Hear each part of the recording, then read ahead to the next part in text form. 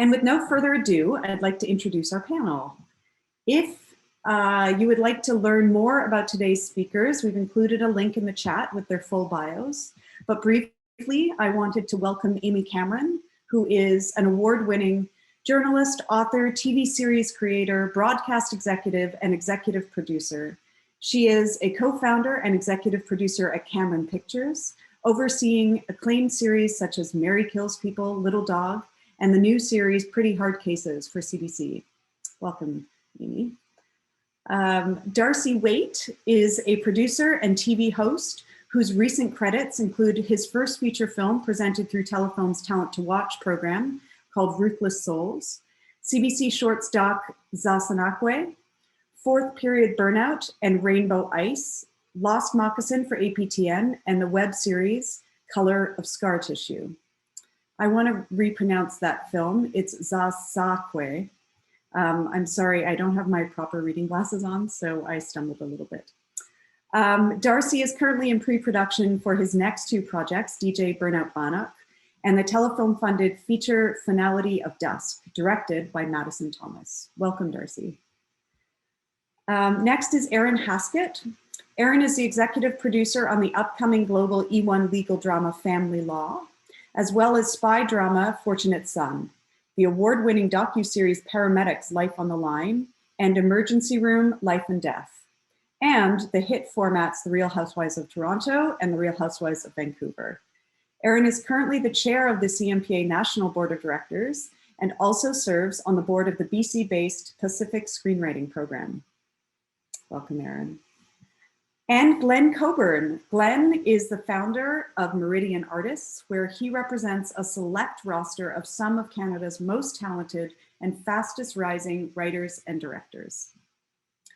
Tanya Williams is a multi-talented actress and founder and executive director of Real World Film Festival and Real World Screen Institute. She has been in the entertainment industry as an actor and a producer for 45 years.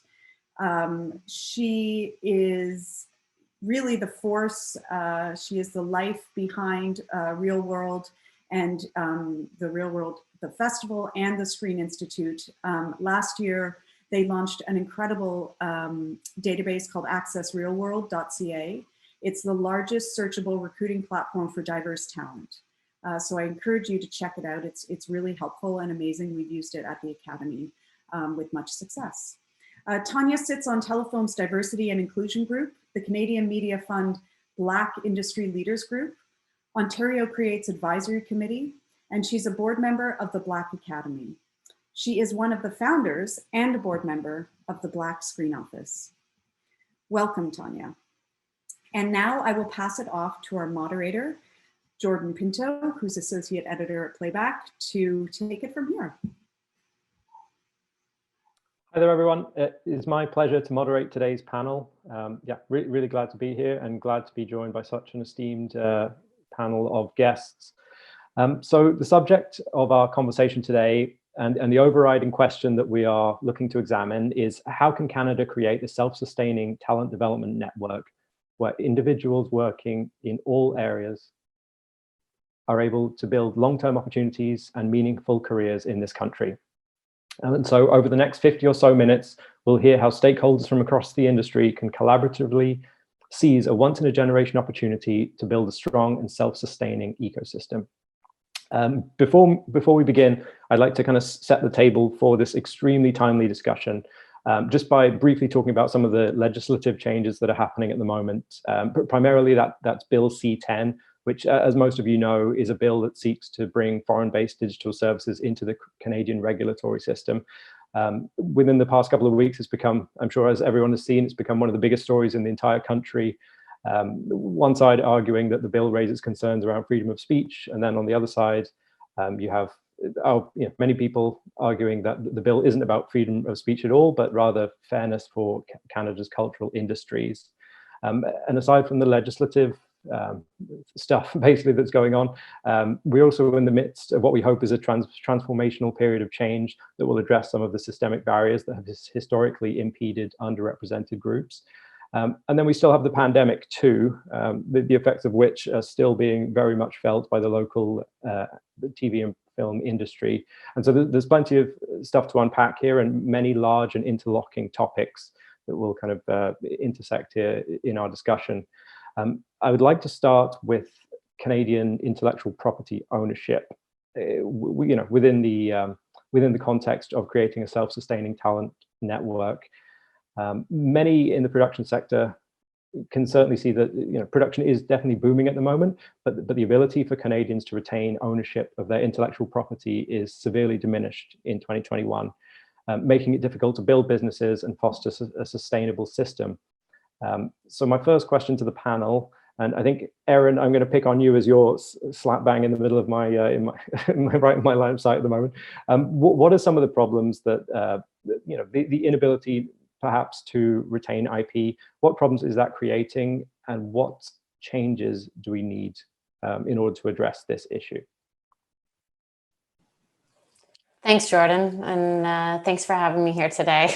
As you list off all the issues, I sort of feel the weight of the last year on my shoulders, but I'm not the only one, so I'm glad we're all here together.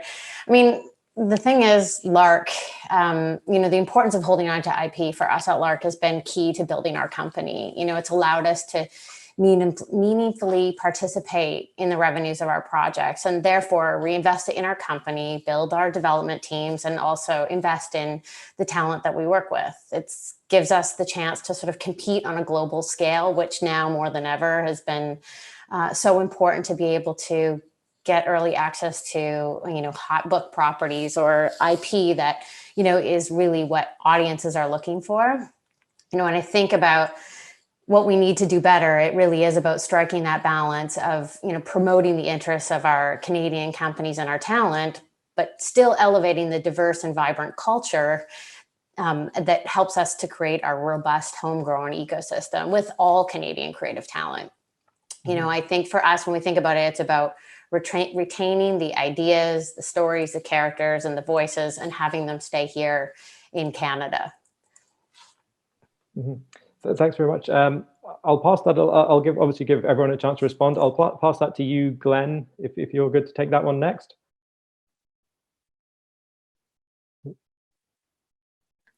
Hi, happy to take that one next. Thank you very much.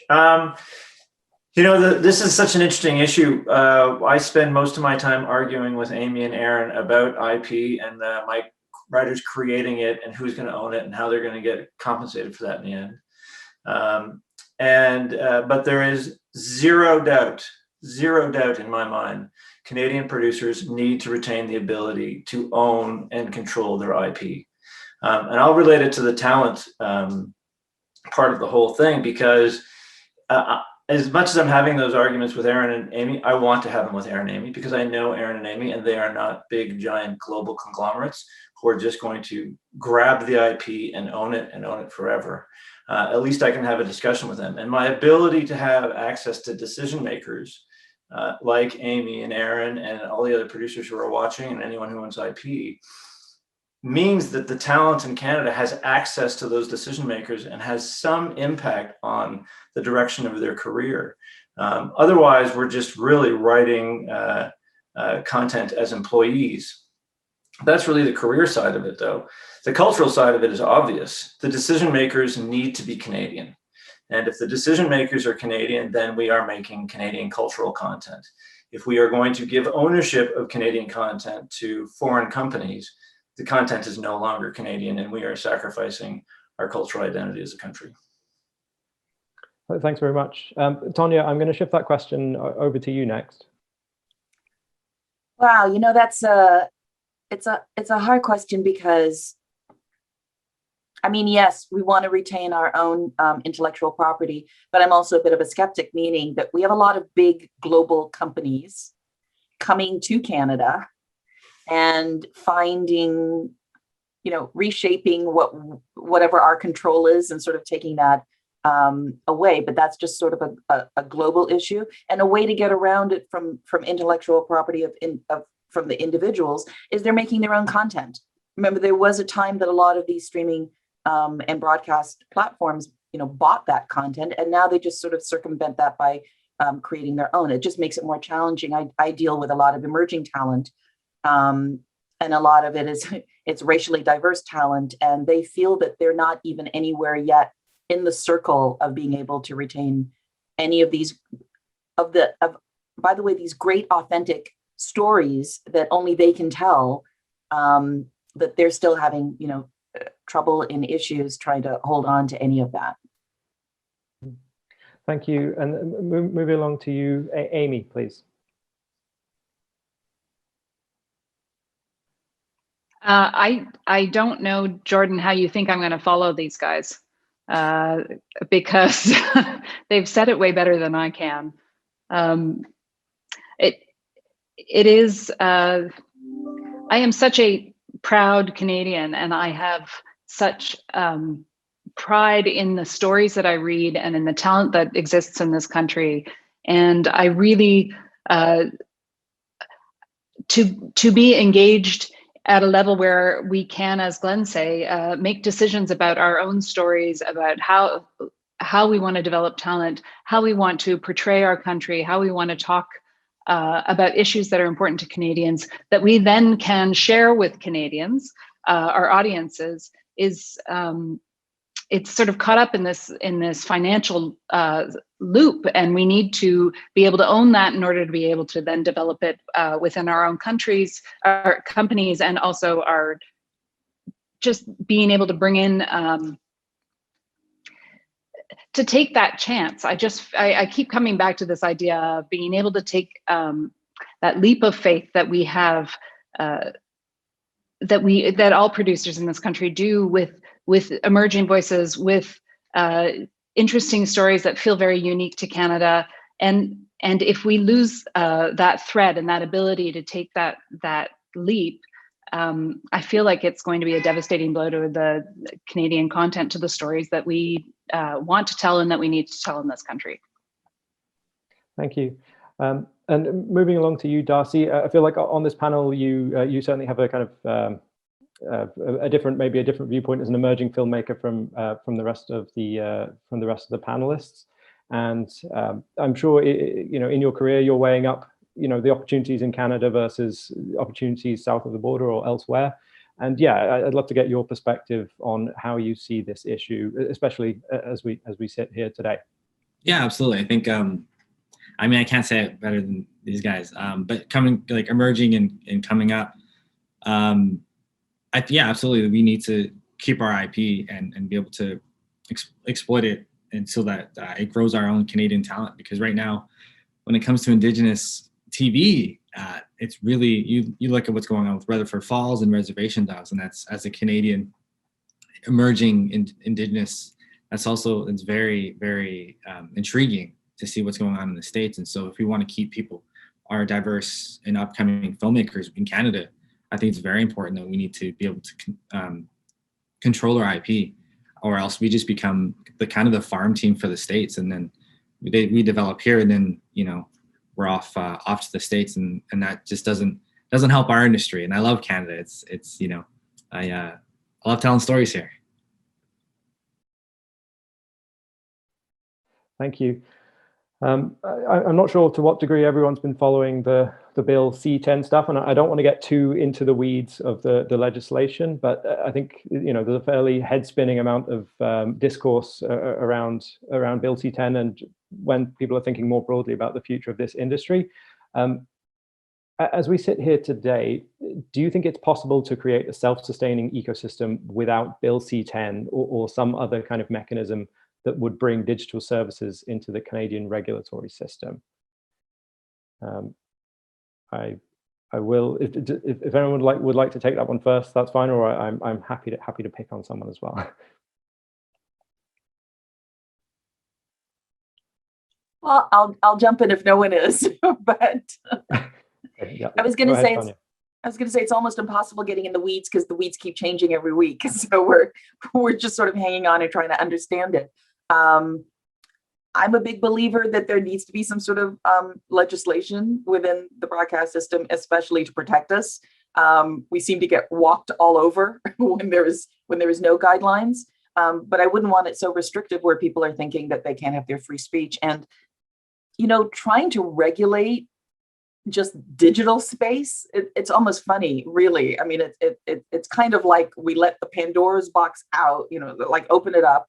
And then we decided, how do we legislate this? I mean, this is the greatest example for us to be really thinking before we release things, because I don't even know how you wrap your head around it. And I think that's the struggle that's happening right now. I think you're going to have to almost segment different parts of the digital. You can't just have something that's across the board for all digital. You're going to have to segment that out and try to understand, are we talking about streaming platforms that are like the Netflix and the Amazon Primes and all those different platforms? Are you talking about YouTube, and then when you're talking about YouTube, are you talking about, people like you and I who have a little YouTube channel? Or are you talking about people that are really making big sort of economy on YouTube?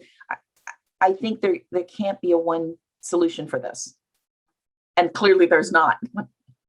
Yeah. Amy, I'll move that question along to you now, if that's okay.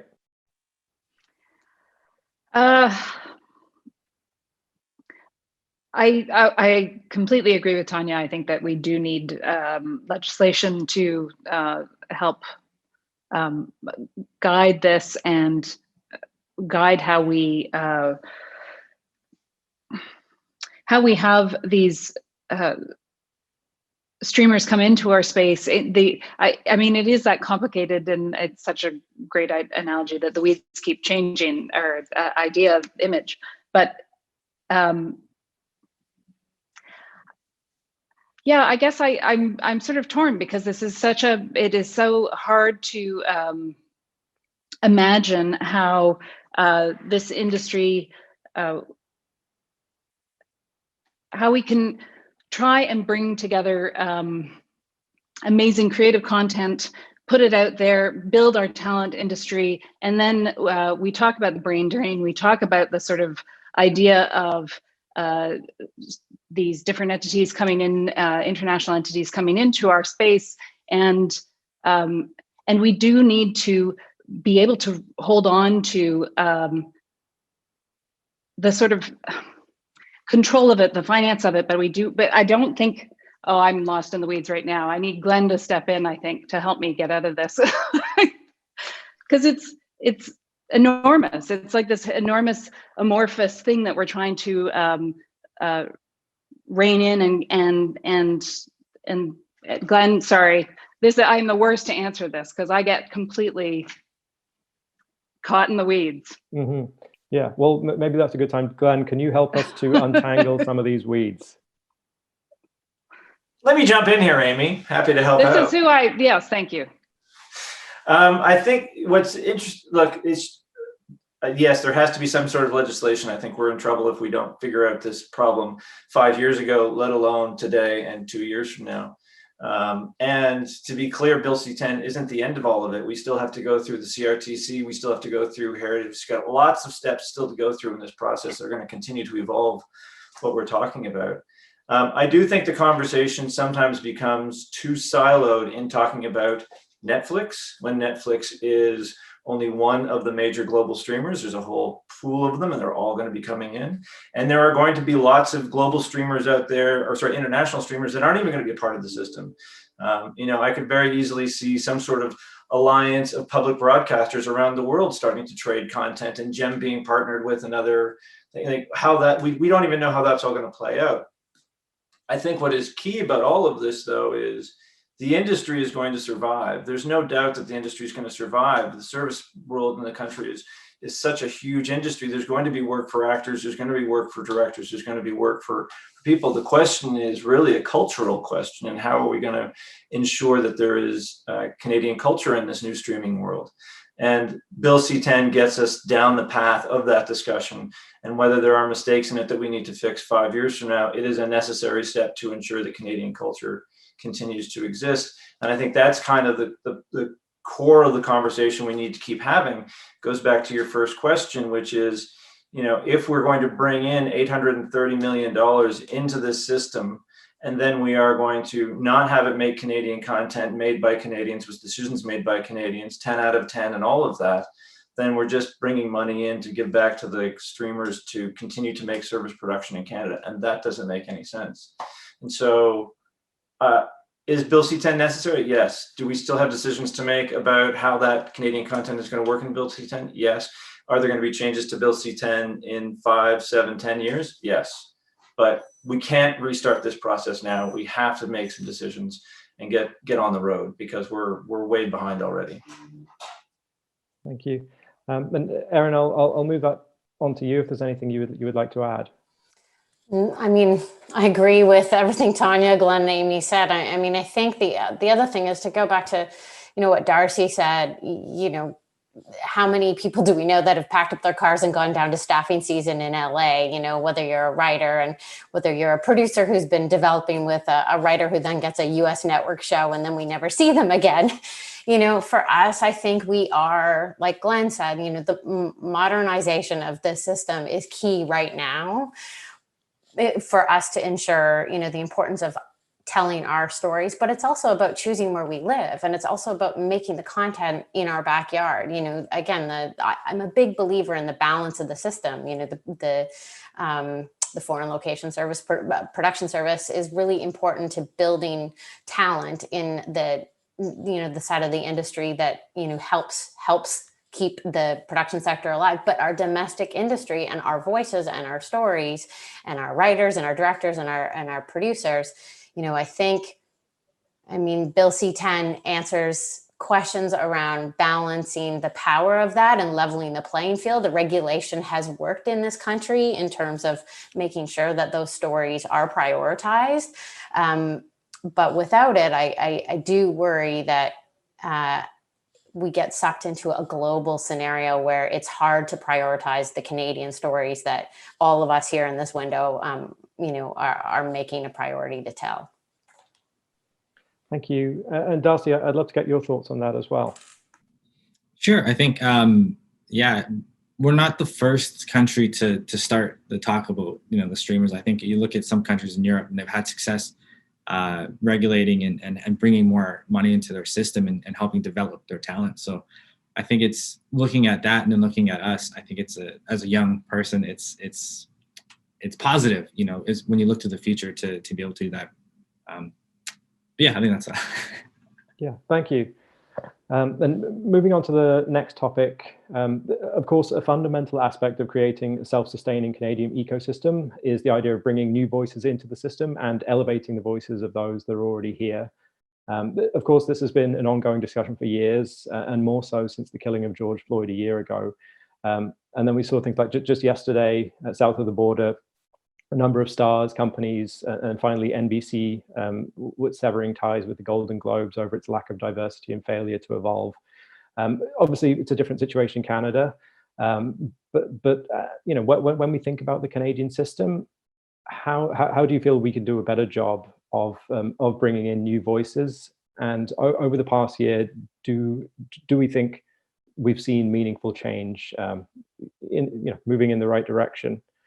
Tanya, I'm going to ask you to take that one first, as you've been one of the preeminent voices, speaking about this for the past 2 decades. So yeah, I'd love to get your thoughts. No, I'm happy to. 21 years, I mean, I've been in the industry 45 years, so I think I know pretty much every level of the kind of challenges and barriers and discrimination that has been in the screen industry. And I started my career in Toronto, but quickly had to move to Los Angeles and I was doing what was considered a lot of work in Canada, but it was not a sustainable amount of work. I moved to Los Angeles in 1987, really because of the lack of opportunity, and did quite well for myself here. But my drive to make change in Canada is still something that it propels me every single day. When I started Real World, now it's been 21 years, you have to understand, I was talking about Black, Indigenous, people of color back then in the year 2000, with everyone saying, what is she talking about? Why is this even important? I mean, I had to spend, and I think this is one thing you have to always remember with Black, Indigenous, and people of color, is we spend so much time explaining ourselves. It's really exhausting to live in a space where every day you're explaining why your existence, why your story, why your experience is vital and what that experience is like. So starting Real World, for me, Real World Film Festivals was the kickoff, and then foundation, which turned into the Institute. has been my way of saying there's a lot of talent out there, because that's what I would hear. There's really not that much talent out there. There's a lot of talent out there. And the last 21 years has been an uphill pushing a boulder. But this last year, it's like people really started to turn around and call me and contact me and go, what was it you've been talking about for the last 20 years? Like they're hearing it for the very first time. And I mean, I got to tell you, it's been rewarding, but it's also been just, kind of really like, what do you think I've been talking about for 20 years? You're just starting to hear it now. So yes, these changes are happening, but they're going to take a long time. I'm a little bit scared when people are trying to, move really quickly and try to come out front and be like, we're the diverse people and we're in your camp. I think a lot of understanding first has to happen. There's a lot of systemic racism. It's amazing. There is racism so much in our industry that people aren't even aware that they're racist. So there's no awareness. We're still not having conversations. We're still figuring out labels, how to label people. We're still trying to understand shadeism, which nobody understands. I think it was last night, Oliver, what's his name? John Oliver did a whole piece on Black hair and the history of what it's like being a person, an actor, a person in this industry with Black hair, and the lack of the questions and the humiliation, really, the anti-aggressions that are formed around that. There's just so much to unpack within racial diversity in Canada that we're only scratching the surface. But creating something like Access Real World was certainly the beginning of an answer to a question I kept hearing, which was, well, we don't know where the talent is. We can't find the talent. So now it's in your face. The talent is there. Are you using, we're not the only database. There are other ones out there. Are you using those databases? Are you finding that talent? There's a lot of it. And on the other hand, I do want to say to the people who are Canadian and people of color, who are Black and Indigenous, are you putting yourself on the platforms where people can find you? Because that's the proactive thing you have to do. But honestly, we could do a whole hour just on this piece, but because it's a really important piece. I've always, I didn't start Real World in America because there's something about Canada for me, the kind of diversity we have, the kind of curiosity we have around different cultures and different people, that I thought we could be the front running country in the world that could bring that kind of storytelling. And we've not done that. And we've missed a wonderful opportunity. We're now behind the ball to a lot of countries like the UK and Australia, but we still have a lot of work to do. And I'm hoping that we can sort of be the leaders in some way, moving forward in all of this. I don't want to suck up all the time, but it's it's a question that's a real passion for me. So I could talk about it all day. Of course, no. Thanks so much for that, Tanya. And Darcy, I'm going to move that to you next. I suppose, yeah. Over the past year, do you feel that in Canada have you sensed that transformational change is underway? Because there are these big discussions, and then there's the everyday of making a film or being a film producer. So, yeah, do you see and feel that change underway? Yeah, I do. I've been put into a couple positions in the last year because of this change, which has definitely helped me and helped my growth as a producer, a filmmaker. And I've been very fortunate to grow up, to be starting this industry as this change was happening. So, I wasn't in the industry before all these initiatives, so I can't really speak to how hard it was before, but I think it's getting easier. I know we can do better.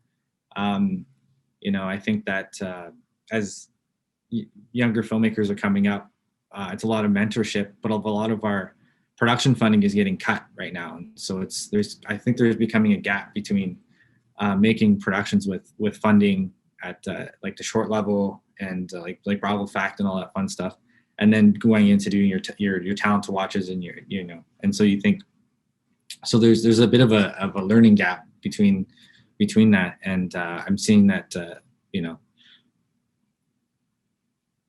there's skills that need to be still developed, and so I think we can do a little bit better. I love mentorships, and I wouldn't be where I am without those. But like I said, we can do better.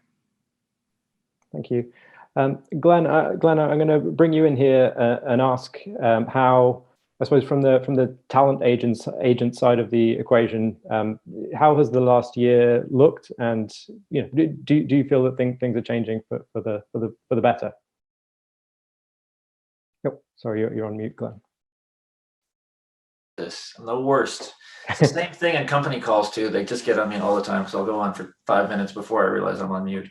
Anyway, things are definitely changing. Things are definitely getting better. I mean, the amount of discussion, the amount of interest in new talent, the amount of interest in making sure rooms are balanced and diverse, that is being probably the #1 talent conversation of the last year for sure. I will say, I think the majority of that conversation has been focused on the emerging and working talent pools, and for just the way Meridian approaches the industry and making sure that we are actually taking care of, to use the word you're using for this panel, the entire ecosystem at the same time. I think there is still a lot of work that needs to be done in a number of other talent pools. For certainly, I think the film schools are getting better, but there's probably still a lot of work to be done in the aspiring talent pools, that are the kids that are all in schools and just hoping to kind of come out and enter the emerging talent pools. There is definitely work to be done in what we call here the incubating talent pool, and that is people who haven't made the choice to come into media, who are still trying to decide what career path they want to take, and don't see media as a legitimate career path for them to take. I think there's a lot of work to do there to create media as a legitimate career path. And make sure that people are considering that and going into the film schools to begin with. And then at the other end of the spectrum, I think we have a lot of work to do on the elite talent pool in this country, not only to ensure that elite talent pool becomes more diverse and more balanced, but also to work on the retention of that. I mean, there are some incredible diverse talents, Canadian talents, but there's a vacuum for this kind of thing in the United States as well. And as soon as they kind of get to that level in Canada, they are immediately recruited by US studios and all that. And so, I think the elite level of Canadian talent is actually, there's a lot of diversity in it. It's just nobody's staying in Canada. They're all headed off to the States, a lot of them anyway. And so I think we're doing a better job. We've been doing, and through Tanya's done a lot of this work and others over the last 20 years on that kind of that middle, that emerging and working talent pool. But on either end of the spectrum, we still have work to do on the incubating, aspiring, and elite talent pool. Really interesting. I'm just going to ask either Amy or Erin. When thinking about the elite talent pool, are you seeing any changes, or do you feel that collectively the industry is realizing that a new approach or a more focused approach needs to be taken to retaining some of the elite talents, or people that, as Glenn said, reach a certain level and then maybe spy opportunities in the US that are greater than they can find here?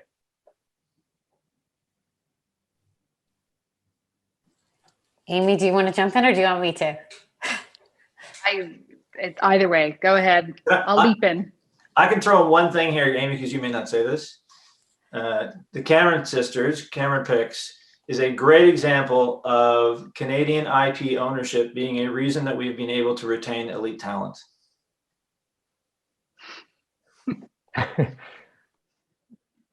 I think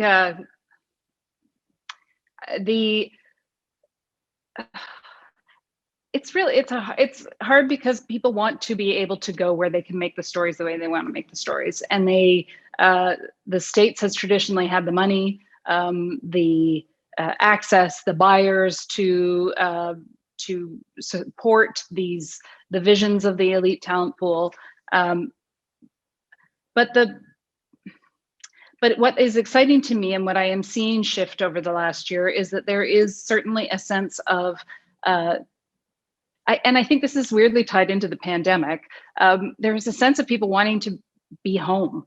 And I'm seeing a lot of incredibly talented and experienced writers, and actually actors all across the board, return to Canada. They're here and they are interested in building shows and films in this country because there is there is such amazing talent across the board, but it's also this sense of finally we are reaching a level where we can tell our stories. We have the creative talent that can support that now.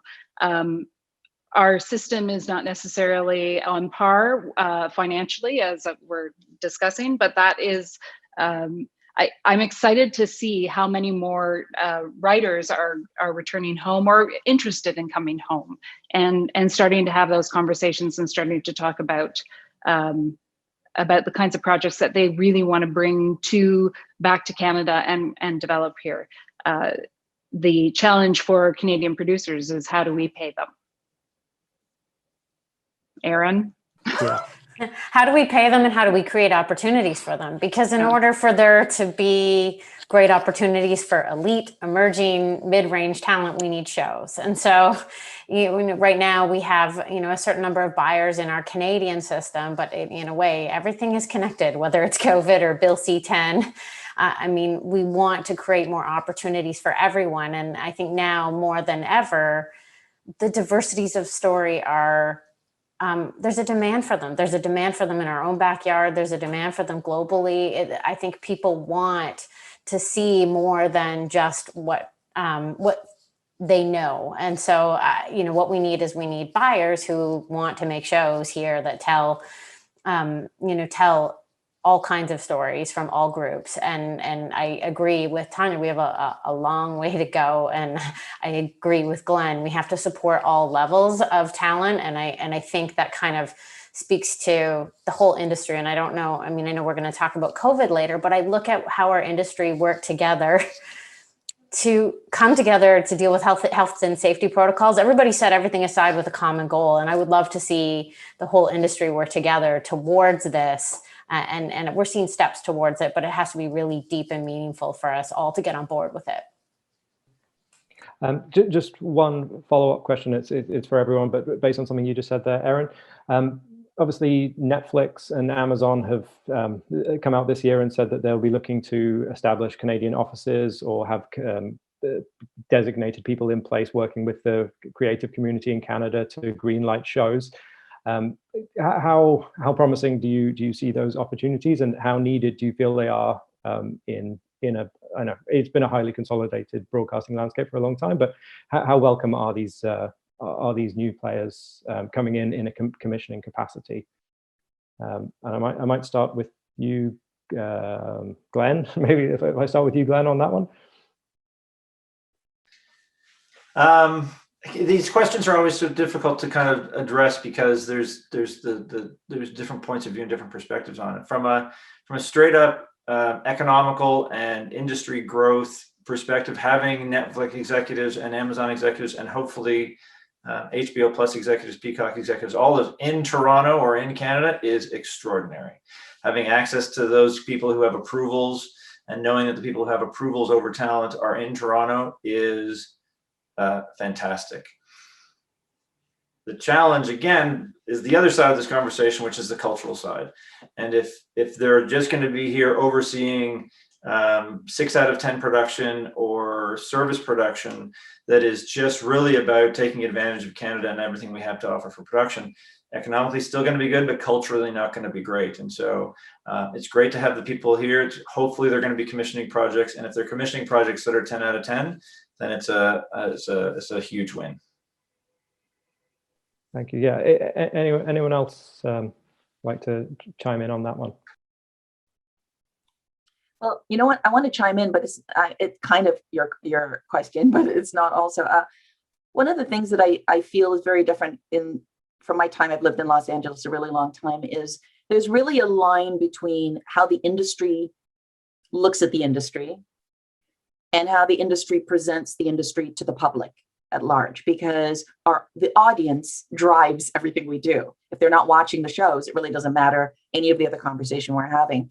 I feel when I'm in Canada and when I'm talking to people, it's like the industry side is almost like this is the whole side, and whether the audience gets it or not, we don't care. It's like, so I recently saw that great promotion that I want to say it's Ontario Creates or somebody, but it's name or CMF is doing, and they've got these 6 great actors. You know, it's like our Isimu, who's going to be in this big Marvel, you know, whatever. It's like those two brought, one of the is Shamir, I think is in one of the. These are 6 really top actors, and I love how they label them creators.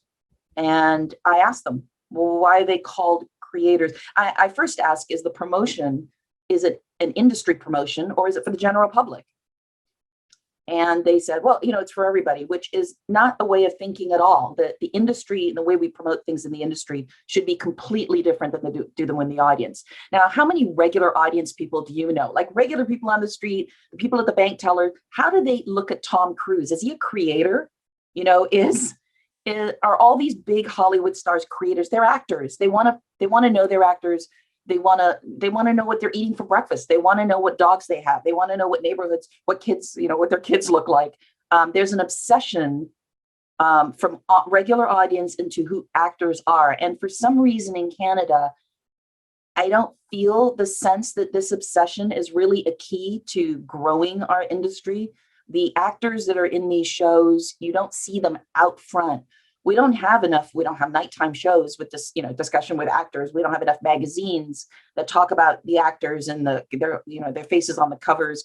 We don't even have any gossip magazines about what actors are doing, or gossip shows really about what actors are doing.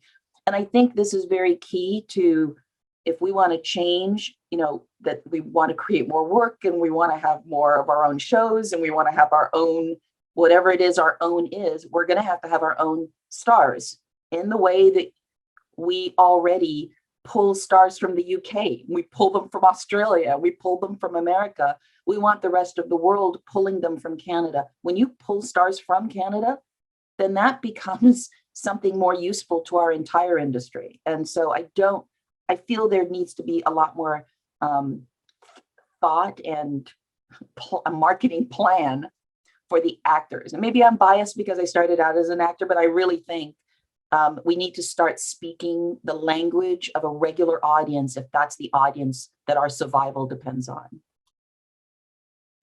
Thanks very much. Amy or Darcy, anything you would like to add? And if not, I'm being prompted to move on to the Q&A, so I can. Okay, right. Yeah, I'll do that. So here's one of the first questions that came through.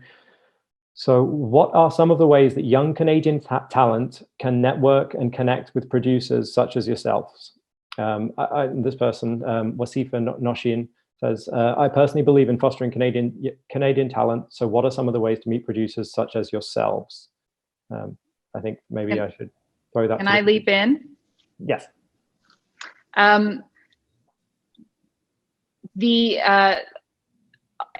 the Canadian producers that I know and speak to want to meet talent. They want to meet new people. They want to meet those new voices.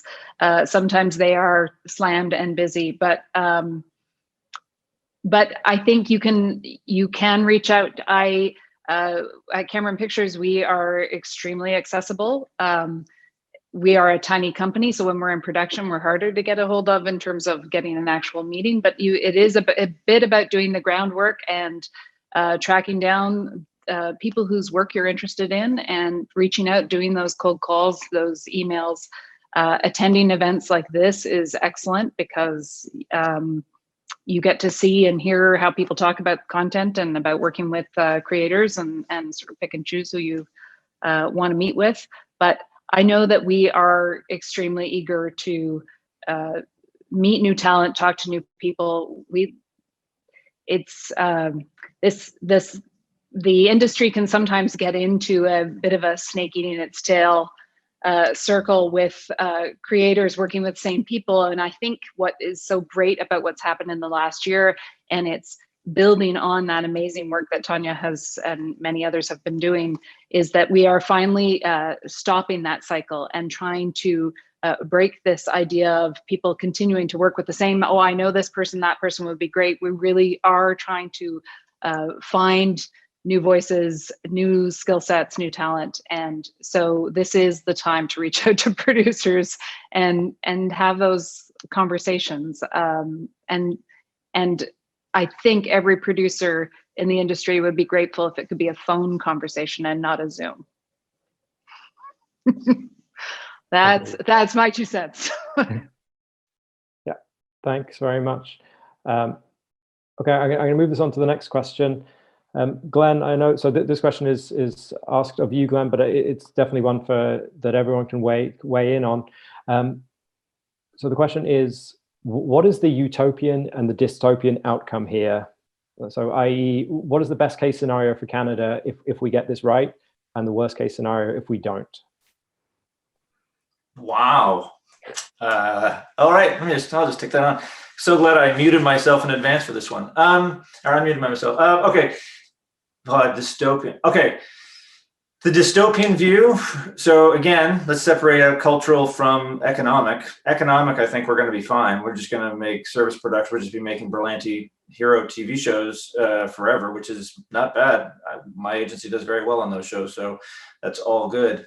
Culturally, the cultural dystopia is that all the decision makers remain in Los Angeles.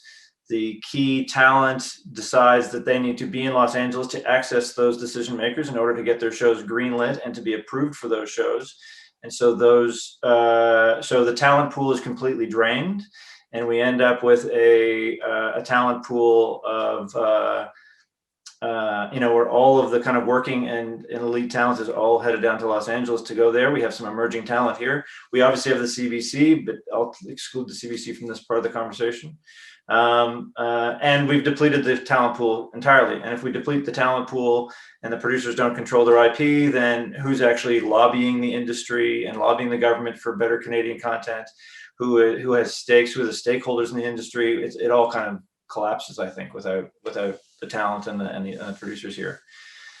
The utopian view is, my gosh, like, this is the thing that gets, I think, me out of bed in the morning actually every day and makes me read all the scripts we read, is that Canadian talent is disproportionately active in the global media community. I mean, we talk about talent drain, but it's a real thing. Like, if you could imagine bringing back even half of the Canadians that have gone down to America and repatriate them, and the Canadian producers were owning that content and using that talent, and that talent was motivated to be here, and we were providing to that talent, mastery of skill and autonomy of their work and purpose with what they were doing. I think this industry becomes an incredibly dynamic and exciting place to be, that other nations will be drawn to and use as a model for what they're doing. The truth is, all of this is kind of hinged on the fact that we are an English-speaking nation right beside the biggest English-speaking nation in the world. Because we're talking about English-Canadian production here. We're not talking about Quebec. Quebec has survival strategies and survival abilities on its own. I think that fight, that ability to try and fight for that survival, is what could make us really strong. And if we take advantage of that, and we are united in purpose, and we decide on what we are doing as a nation and as a culture to ensure that what we have here, this culture that we believe is one of the most enviable cultures in the world, and we can convey that on an audiovisual medium on a regular basis, that to me that's the dream. So I think we can get there. And I think, well, a lot of the conversations we're having, we can get there, but we have to make sure we're not making economic choices instead of cultural ones. Wow, that was quite the dystopian, utopian picture that you painted there, Glenn. Tonya, I'll throw that question to you as well. I suppose as we look to the future, what do you see as the dystopian versus the utopian potential scenario? Oh, wow. It's a hard question to ask a cynic. Will there be a future? Some of what's been said, that Glenn just said, and some of the, you hear that Canadians have gone down to the States, and Canadians have gone down to the States. They've gone down to the States doesn't mean they're not Canadian. Doesn't mean they're still not going to be able to work in Canada. They could even live in LA. They can work, anywhere else. I think there is a sort of a mental block there. There are all kinds of UK actors live in Los Angeles, but they're still UK actors. Australian actors live here. They go back and forth. So the reclaiming needs to happen from the Canadian side. That confidence to reach out to actors and writers and directors who are living in Los Angeles and go, we've got this project. definitely the Cameron sisters have done that. And there's a lot of Canadians that do live in the States that work on their production. So I think we've got to erase that line, because especially we're talking about the world is one global place now. There isn't even these, I mean, only politics is really about all these different countries. In terms of artists, we live places, we work places, all around the globe. And that's where I see for the future is it doesn't really matter where you hang your hat. You should be able to work anywhere in any story, in any capacity, worldwide. And once we start thinking that way, I think the new world order will be, because the shows you're making, any content you're making it for a world audience anyway. So aren't producers many times thinking, who's the big Hong Kong star? Who's the big, French star right now? That's the way your mind has to be working, because it's not going to just stream or broadcast in your country.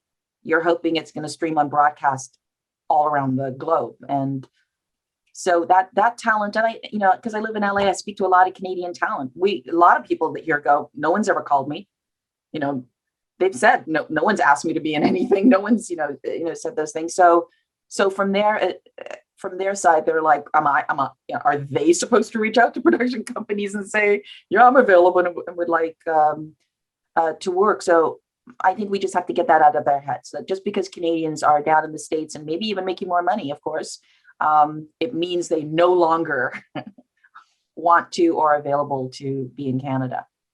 And while we were talking about the future, as well, is the infrastructure that we're talking about. We don't have casting directors. We don't have agents. We don't have managers that are the kind of diversity, racial diversity makeup that we want to see representation. And that's also going to change. A lot of the questions that we see coming up are, how do I network? How do I meet the people? How do I do this? Having those kind of agents and managers, who understand you and your specific challenges and your unique diversity will help change that too. Let them knock on the doors and open it up. It's very hard for an artist, and not every artist is that outgoing, let me bang on the door myself and get introduced. There are people that need that help, that their strengths are not that. And so we can't dismiss them.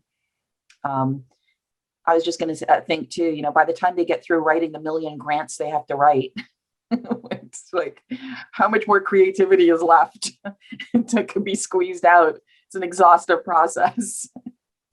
Mm-hmm.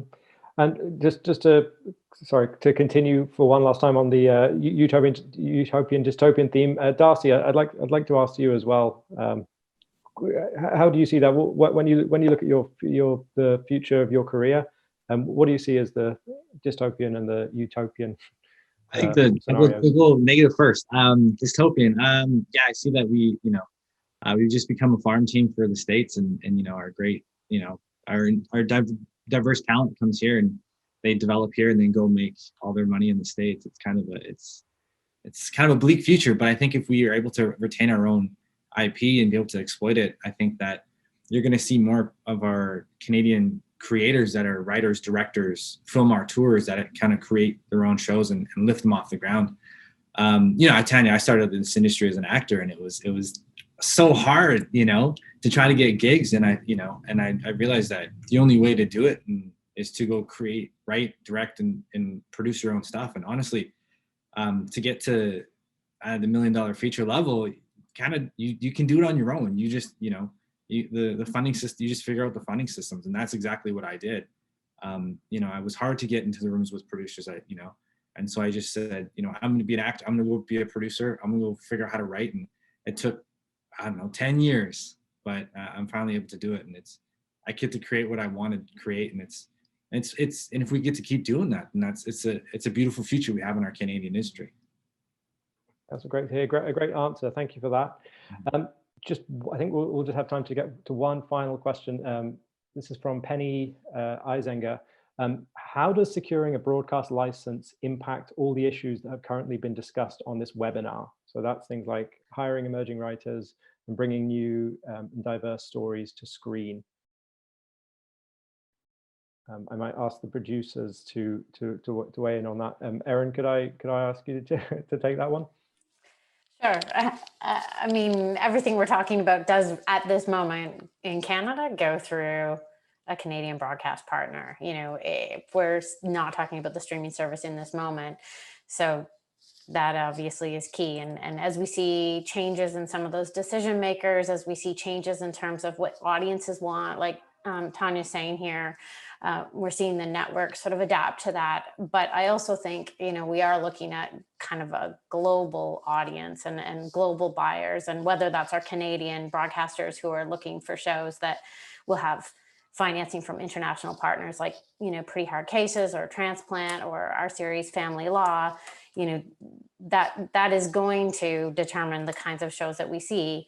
But then there's the streaming service side of it too. So I guess I'm not totally understanding the question around the broadcast license. Right now, the broadcast license is the trigger in the system that sort of unleashes everything else in terms of our current regulation. But, you know, the broadcast license coming from a streaming service right now does encompass a whole other aspect of the future of where we're going. And, you know, just to sort of finish on that, I'm with the second half of Glenn's statement here. I'm really leaning towards the utopia. I think we have amazing talent. Look at the shows that we have on the air right now all over the world. I mean, we have great talent coming up, great talent coming back. And I think we need to celebrate that more, and we need to do a better job of celebrating successes amongst ourselves. And as Tanya said, you know, let's watch that star pumping gas, you know, in whatever, you know, news feed you want to see, but to celebrate those wins, because the more we do that, the better off we are all going to be at finding audiences. Wonderful. Yeah, I think that was beautifully answered, Erin. Okay, folks, but actually we've gone 1 minute over time here, so I think it is time we start to wrap this up. I just want to say a massive thank you from myself. Thanks so much to the panelists for their insights, which were absolutely phenomenal. And yeah, but thanks to everyone for taking part in today's discussion.